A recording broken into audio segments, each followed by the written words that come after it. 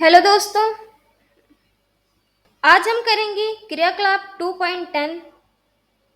इस क्रियाकलाप में हम जानेंगे कि अम्ल या क्षारक में जल मिलाने पर क्या होता है। इसके लिए हम लेंगे एक बीकर में 10 ml जल और इस बीकर में कुछ सांद्र सल्फ्यूरिक अम्ल डालेंगे। जल में कुछ सांद्र सल्फ्यूरिक अम्ल डालकर बीकर को धीरे धीरे घुमाएंगे। जब आप बीकर की सतह या आधार को महसूस करेंगे तो आप पाएंगे कि बीकर का तापमान बढ़ गया है और यह गर्म हो गया है। अब हम इस क्रियाकलाप को सोडियम हाइड्रोक्साइड क्षारक के साथ दोहराएंगे। इसके लिए हम जल लेंगे एक बीकर में 10 ml और इसमें डालेंगे सोडियम हाइड्रोक्साइड।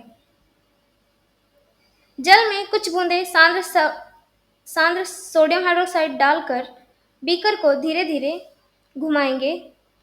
जब आप बीकर के आधार को छुएंगे तो पाएंगे कि बीकर का तापमान बढ़ गया है और यह गर्म हो गया है।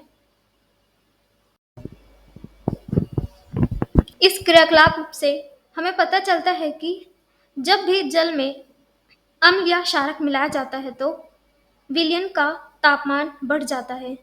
अतः यह एक ऊष्माक्षेपी अभिक्रिया है।